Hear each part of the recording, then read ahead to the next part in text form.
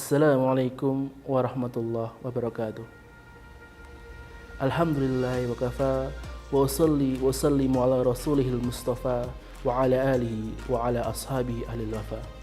Asyhadu an la ilaha illallah wahdahu la syarikalah wa asyhadu anna Muhammadan abduhu wa rasuluh amma ba'd. Alhamdulillah, segala puji marilah kita panjatkan kehadirat Allah Subhanahu wa taala. Salawat serta salam tetap kita haturkan kepada junjungan kita Nabi Muhammad sallallahu alaihi wasallam.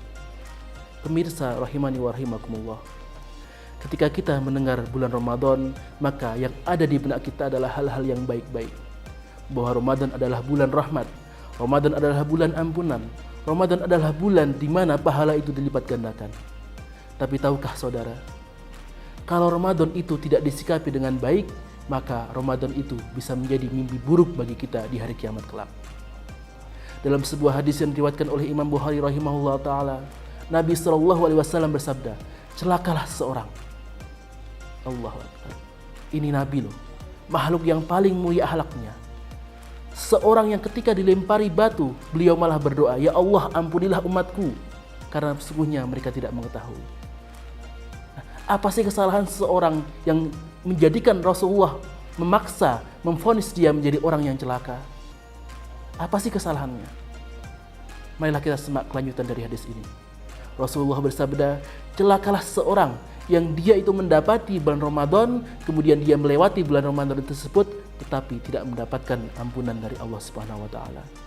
Celakalah dia, celakalah dia, celakalah dia. Na'udzubillah min dzalik. Ramadan, saudara-saudara, bulan di mana pintu surga itu dibuka selebar-lebarnya. Allah memberikan semua fasilitas bagi kita. Allah memberikan akses yang luar biasa. Akan tapi kita tidak sholat, kita tidak berpuasa, kita tidak membaca Al-Quran, kita tidak infak atau sedekah, kelewatan sekali begitu. Ramadan di mana pintu neraka itu ditutup serapat-rapatnya. Syaitan seluruhnya itu dibelenggu di dalam neraka semuanya. Akan tetapi kita masih maksiat, kita masih kelabing, kita masih melanggar perintah Allah Subhanahu wa taala, kelewatan sekali orang-orang seperti ini. Maka pemirsa sekalian, kita harus hati-hati sekali. Karena ketika kita tidak bisa memanfaatkan tamu Ramadan ini, maka Ramadan itu bisa menjadi kecelakaan bagi kita. Ramadan itu bisa menjadi mimpi buruk bagi kita di hari kiamat kelak. Maka apa yang harus kita lakukan agar Ramadan ini benar-benar membawa rahmat, agar Ramadan ini benar-benar membawa manfaat dan pahala bagi kita semua, maka kita harus benar-benar beribadah secara maksimal di bulan Ramadan ini. Allah menyatakan di dalam beberapa ayat di dalam Al-Quran bahwa ibadah itu adalah sebuah perlombaan. Fastabiqul khairat, berlomba-lombalah di dalam kebaikan. Wasari'u ila maghfiratin min rabbikum, bersegeralah kalian untuk mencapai pengampunan dari Tuhan kalian. Maka ketika ibadah itu adalah sebuah lomba, maka Ramadan sebagai bulan ibadah, sebagai bulan di mana semua ibadah, berbagai macam cara ibadah itu berkumpul di dalam satu bulan ini, itu merupakan olimpiade bagi kita. Olimpiade bagi orang-orang yang bertakwa. Dan pemirsa rahimani wa rahimakumullah, Ramadan itu juga merupakan sebuah maraton ibadah. Di mana Allah menuntut kita untuk beribadah secara maksimal, itu tidak hanya 1 atau 2 hari saja, tapi selama 30 hari. Selama 1 bulan penuh, Allah menuntut kita untuk beribadah dengan ibadah sebaik-baik kita. Dan grafik ibadah itu tidak boleh turun, bahkan harus naik. Semakin hari itu grafiknya harus semakin naik. Dan puncaknya 10 hari terakhir itu grafiknya paling tinggi. Dan teman-teman sekalian, godaan Ramadan itu berat. Semakin akhir itu godaannya semakin berat. Karena bukan Allah saja yang memberikan promo. Mall ada promo, pasar ada promo, toko online ada promo, semuanya ada promo. Akhirnya apa? Akhirnya pecah konsentrasi kita. Apalagi Ramadan itu kegiatan kita padat sekali, terutama acara bukber. Ada acara apa? Bukber teman SMP. Kapan diadakan? Ketika Ramadan. Bukber teman SMA, Ramadan lagi. Teman kampus, teman BEM, teman organisasi, kapan? Ramadan. Teman kantor, Ramadan lagi.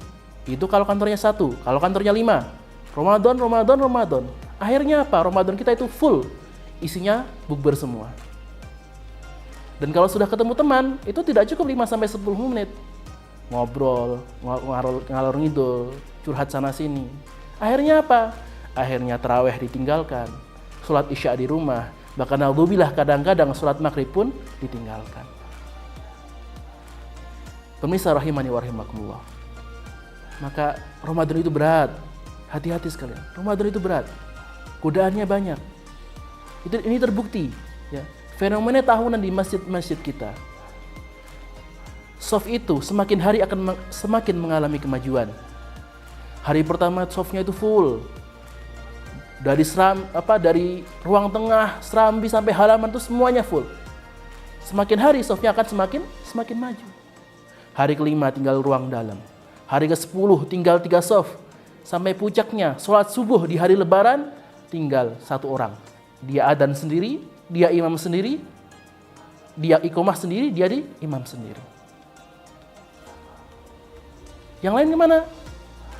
Yang lain sibuk berlebaran, persiapan lebaran, persiapan mudik, masak-masak lebaran, fitting baju, lupa semuanya, lupa sama Ramadan. Yang 10 hari terakhir itu harusnya fokus untuk mencari malam Lailatul Qadar, malah yang terjadi kebanyakan Lailatul Mall, Lailatul Pasar, Lailatul belanja. Maka pemirsa rahimani wa rahimakumullah, hati-hati sekali. Hati-hati sekali. Jangan sampai Ramadan kita ini bukan malah memberikan manfaat bagi kita semua, tapi malah mendatangkan kecelakaan bagi kita semua. Hati-hati sekali, jangan sampai kita menjadi termasuk golongan orang-orang yang dikatakan Nabi SAW sebagai orang yang celaka. Jangan sampai kita menjadi orang yang ketika berpuasa hanya mendapatkan lapar dan dahaga.